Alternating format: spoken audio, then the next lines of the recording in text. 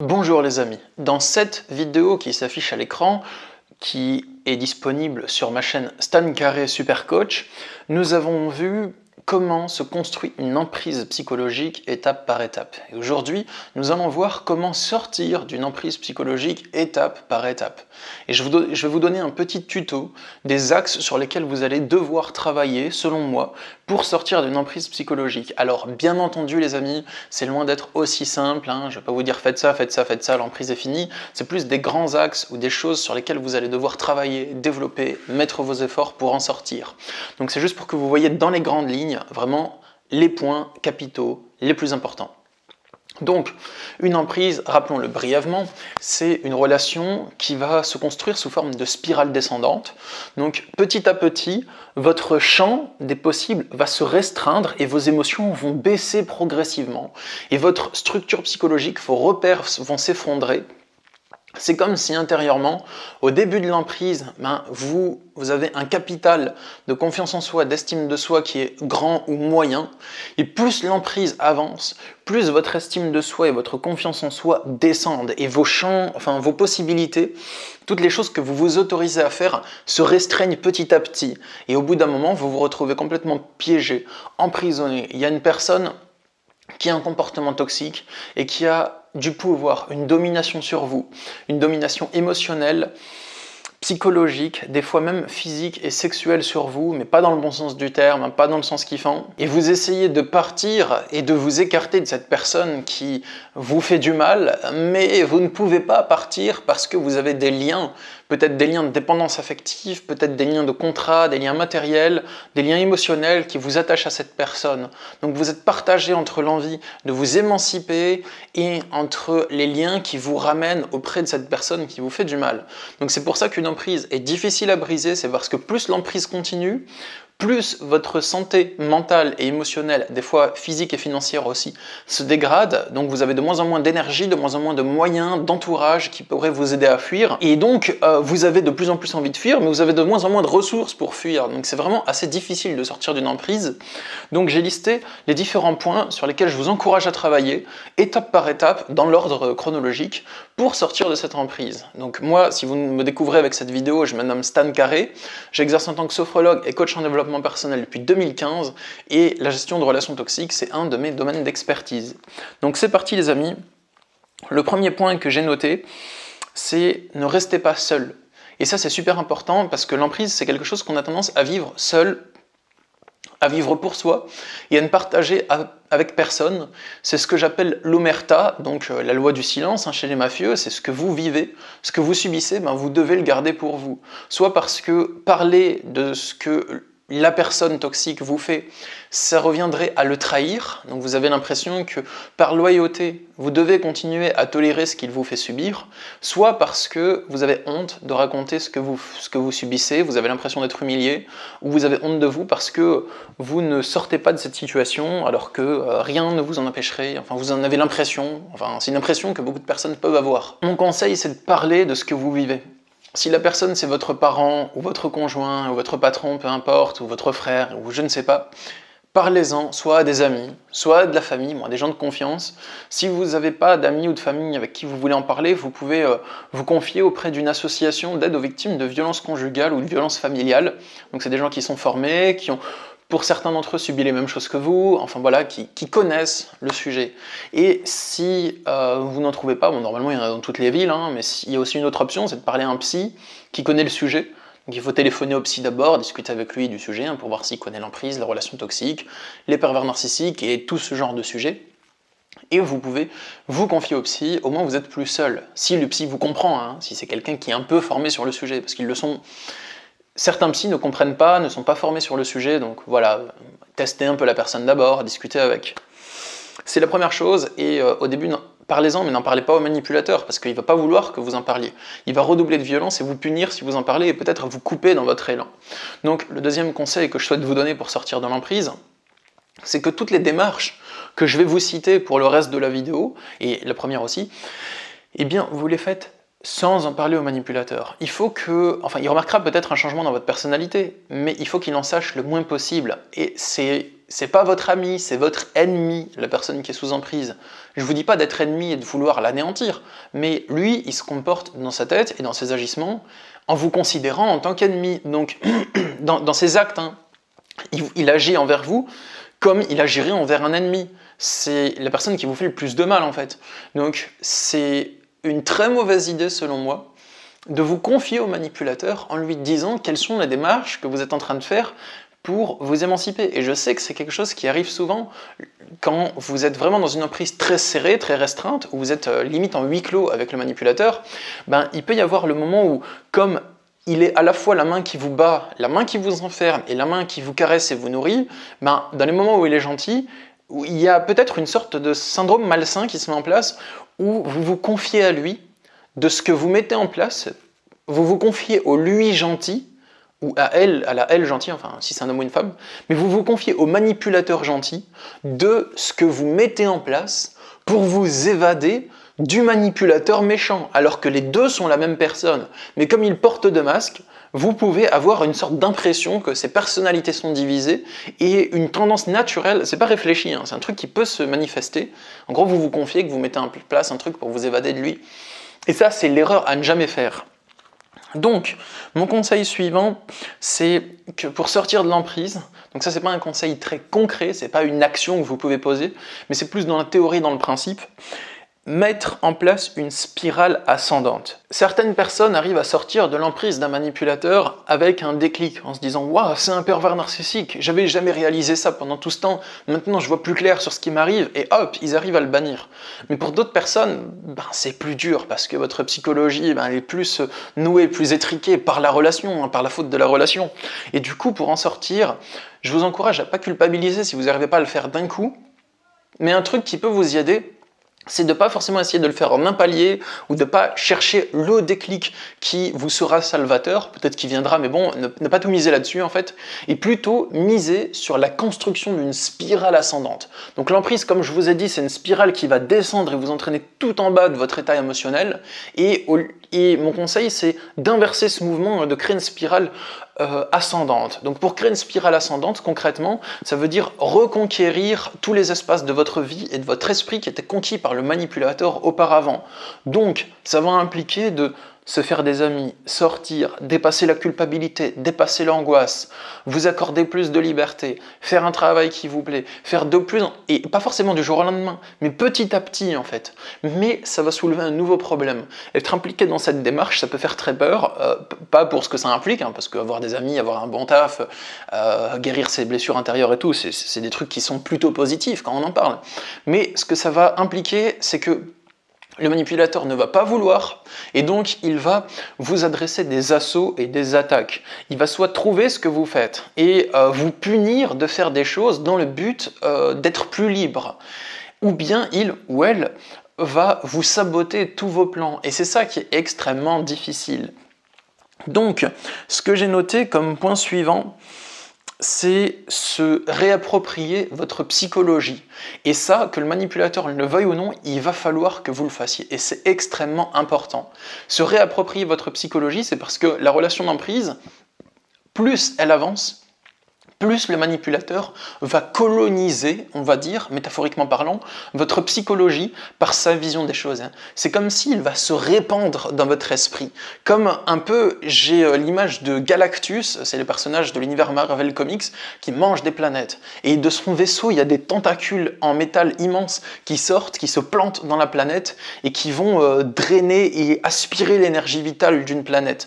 Donc c'est un peu comme ça que je le vois, comme s'il plantait ses tentacules dans votre esprit et qui diffuse tout son venin et qu'il aspire votre énergie au niveau de la relation d'emprise. C'est une métaphore que j'emploie, hein, je ne dis pas qu'il a vraiment des tentacules, hein, vous m'avez compris, mais c'est un peu comme ça que je perçois le rapport et l'interaction qu'il y a entre vos deux énergies.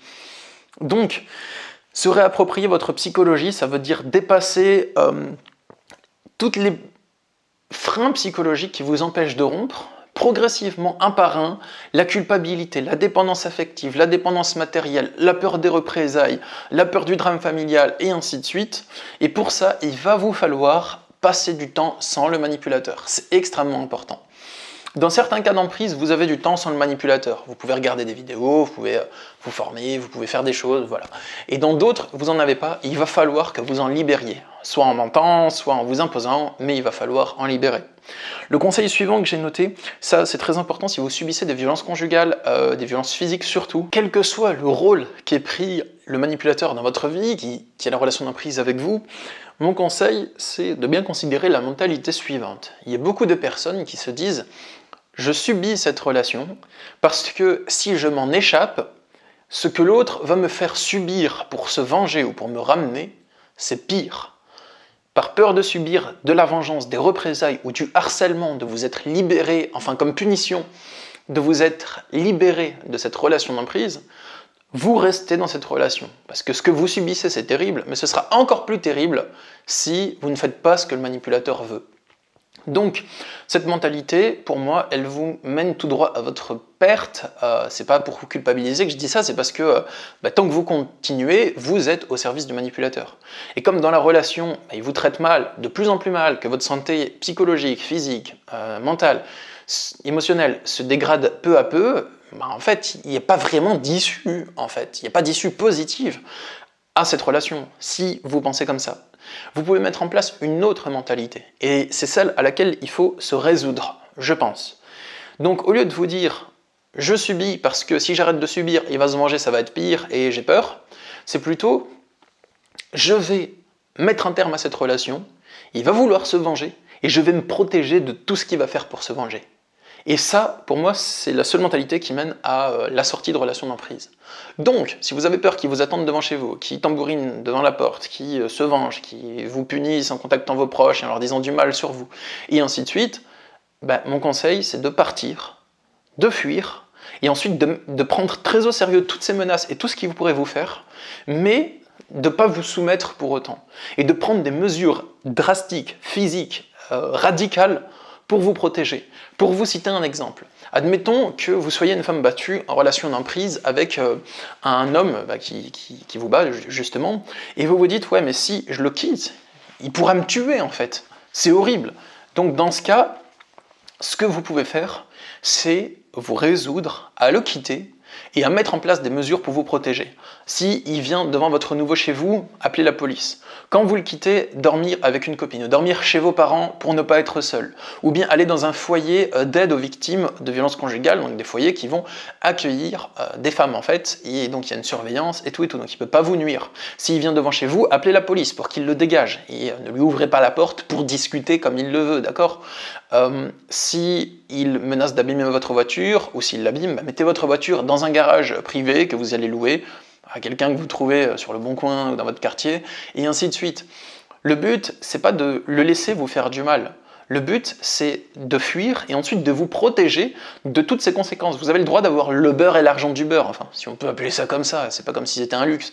Mais voilà, vous avez le droit d'avoir le beurre et l'argent du beurre, donc la liberté et pas de harcèlement. Vous n'avez pas à choisir entre soit je suis libre et harcelé, donc pas vraiment libre, ou soit je suis enfermé et pas harcelé. Vous avez le droit d'être libre et de vous protéger du harcèlement. Pour sortir de ce type de relation, si la simple prise de conscience que cette relation est toxique ne vous suffit pas, mon conseil serait de regarder des vidéos, de lire des livres qui parlent des relations toxiques. Après, choisissez des personnes qui vous semblent cohérentes, dont les conseils vous aident vraiment, enfin que ça vous semble authentique, que vous le sentez bien, quoi. Et tant que vous sentez que c'est bienveillant, que ça vous apporte quelque chose et que ça vous permet d'avancer. Regardez des vidéos pour comprendre pourquoi est-ce que j'ai de la culpabilité, pourquoi est-ce que j'ai des émotions comme ça, pourquoi est-ce que j'ai peur de lui, pourquoi est-ce que je me sens redevable auprès de lui, pourquoi est-ce que je suis en colère quand il fait telle ou telle chose. Et ça va vous permettre d'avoir beaucoup plus de compréhension de vous-même et de lui, et d'avoir une vision plus éclairée des choses. Donc mettez en place aussi des actions pour vous recréer un cadre de vie, un cadre social normal. Ça ne veut pas dire qu'intérieurement vous devez être totalement guéri d'un coup, mais je pense que ça aide à guérir, que d'avoir des interactions sociales et de ne pas rester juste isolé. Certes, après une emprise, vous avez peut-être besoin de prendre du temps pour vous, de ne pas forcément voir du monde pendant quelques temps. Mais je vous encourage à pas trop rester dans le mode tout seul et peut-être vous recréer petit à petit une vie normale, rencontrer une ou deux copines de temps en temps, enfin voilà, vous ouvrir un petit peu. Je pense que ça fera du bien si les interactions avec les autres sont saines. Si vous mettez tout ça en place, même en restant dans la relation d'emprise, il y a un moment où vous allez soit ne plus arriver à tolérer cette relation et vous devrez partir, ou soit comme vous mettez des choses en place qui vont dans le sens de votre épanouissement, le manipulateur ne va pas aimer cela. Et donc, il va vouloir faire en sorte que, il va vouloir être de plus en plus toxique, de plus en plus véhément pour vous punir de mettre des actions en place qui vont dans le sens de votre liberté. Donc, mon conseil, dans ce cas-là, ce que vous devrez faire, ça va être vous écarter de lui. Rompre, partir le plus vite possible. Et comme je l'ai partagé dans ma vidéo sur les témoignages des personnes qui ont réussi à rompre avec un manipulateur pervers narcissique, toutes ces personnes, sans exception, ont coupé les ponts en fait, et ont coupé le contact. Et c'est comme ça qu'elles ont réussi à rompre pour de bon. Et même celles qui avaient des enfants ont restreint le contact au maximum. Donc dans tous les cas, il y a une restriction drastique ou une coupure de contact totale. Ça dépend du cas. Et une fois que vous faites ça et que vous coupez le contact avec le manipulateur, il va vouloir se venger. Il va vouloir vous récupérer parce qu'il ne tolère pas que vous soyez parti et parce qu'il ne fait pas de deuil, il ne considère pas que c'est normal que vous le fuyiez. Il considère que vous devez revenir. Donc il va vous harceler, passer par vos proches, aller devant chez vous, devant le travail, vous spammer d'appels et utiliser toutes les techniques possibles dans le but d'appuyer sur la culpabilité, faire du chantage au suicide, enfin je sais pas, vous mettre la pression, camper devant chez vous, vous faire peur, enfin... C'est lourd tout ça. Donc dans ces cas-là, moi mon conseil c'est de le bloquer de partout, de bloquer les personnes, peut-être même temporairement, qui l'utilisent pour vous transmettre des messages, de bloquer les autres numéros ou les autres comptes Facebook, ou, voilà, qui l'utilisent pour vous harceler, d'appeler la police s'il est devant chez vous. Vous n'êtes pas obligé de porter plainte, hein, voilà, si vous n'avez pas envie de lui faire du mal ou un truc du style. Vous n'êtes pas, enfin, pour moi ça lui fait pas du mal, mais voilà, cette mentalité revient souvent. Vous n'êtes pas obligé d'appeler, enfin de porter plainte. Vous appelez la police pour qu'il le dégage. Et c'est pas vous qui lui faites du mal en appelant la police pour le dégager, hein, c'est lui qui vous fait du mal et vous ne faites que prendre une mesure pour vous protéger. Et voilà. Et si vous portez pas plainte, ils vont juste le dégager, il n'y aura pas de suite. Il sera juste pas content, mais c'est les conséquences de ses actes. Ce n'est pas vous qui lui faites du mal. C'est vous qui vous protégez d'une personne qui vous fait du mal. C'est important. Gardez en tête que la police ne sont pas des méchants. C'est pas des mercenaires que vous allez envoyer lui péter les genoux et lui arracher les ongles et les planter dans ses yeux. Non, les amis. Ce n'est pas une punition que vous faites en appelant la police. Les policiers, c'est pas censé être des méchants que vous envoyez aux trousses d'un pauvre gentil petit pervers narcissique que vous avez quitté et qui est malheureux pour le sanctionner lourdement. Non, s'il vient chez vous et qu'il vous harcèle, les amis, c'est pas... enfin, voilà, c'est important de comprendre que les policiers, si vous les appelez et qu'ils décident de se déplacer et qu'ils décident de réprimander le pervers narcissique, ils le font. C'est pas vous qui êtes en tort de faire ça, c'est pas vous qui êtes une méchante personne de faire ça, c'est eux qui jugent qu'il enfreint vos droits et que ce qu'il fait est malsain et illégal, et donc ils vont le dégager pour vous laisser prospérer. Donc c'est important d'inverser tout ça dans l'esprit. Dans certains cas, porter plainte est nécessaire, et c'est même la seule solution pour qu'il arrête définitivement son harcèlement. Après c'est au cas par cas, à vous de voir. Moi mon conseil, ça serait de porter plainte direct, s'il vient chez vous, qu'il vous harcèle, portez plainte, appelez la police pour le dégager, bloquez tout et vous êtes tranquille. Mais je comprends que des fois, il peut y avoir énormément de résistance. Donc c'est pour ça que j'ai pris des gants dans la vidéo, pour vous dire, ouais, mais dans ce cas, la culpabilité, vous pouvez y aller mollo et tout, parce que je sais que c'est pas tout le temps facile. Après, moi, mon conseil, c'est de faire les choses le plus radicalement possible. Partir quand il s'y attend pas, le mettre devant le fait accompli, s'il trouve votre nouvelle adresse et qu'il vient, appelez la police pour le dégager, s'il continue, porter plainte, et avoir une lacrymo, alarme anti-agression, crier dans la rue si vous le voyez, et ainsi de suite.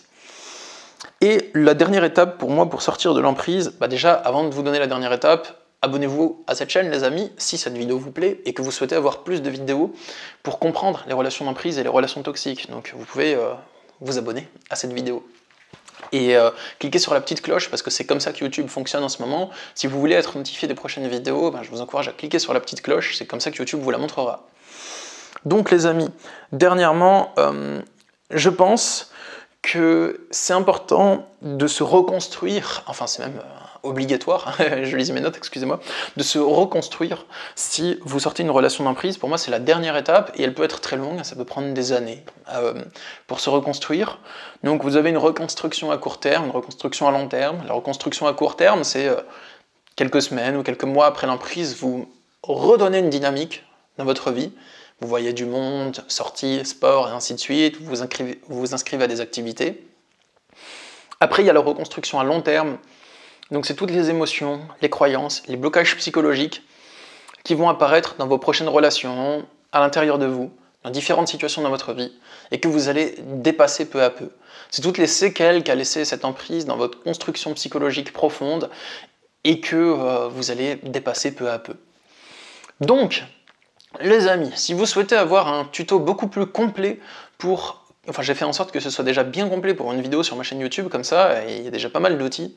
Mais si vous souhaitez, j'ai aussi mis un programme en place de coaching, donc ça c'est un pack de vidéos, hein, concrètement, avec 50 vidéos dans lesquelles je vous explique comment quitter un pervers narcissique, et je ratisse, si ça prend 50 vidéos, c'est parce que je ratisse point par point tous les détails. Donc, tous les freins qui pourraient vous empêcher de rompre, la culpabilité, la dépendance affective, l'angoisse, la peur de l'intimidation et ainsi de suite, je ratisse toutes les manières de rompre selon la situation, qu'est-ce que vous pouvez faire, qu'est-ce qui vous empêcherait de rompre, que mettre en place concrètement dans la stratégie, comment le faire, et aussi comment faire en sorte que il arrête son harcèlement et que vous soyez vraiment enfin arrivé de l'autre côté de la relation. Donc si vous le souhaitez, il y a ce programme qui est disponible sur mon site internet, il y a le lien dans la description. Sur ce les amis, moi je vous dis à bientôt pour de prochaines vidéos, de prochains conseils sur l'emprise. Si vous avez des questions, posez-les dans les commentaires, j'essaierai d'y répondre, du plus que je le peux en tout cas, ou sinon je ferai des vidéos dessus prochainement. Et je vous dis à bientôt, force à vous dans vos relations et prenez soin de vous. Au revoir.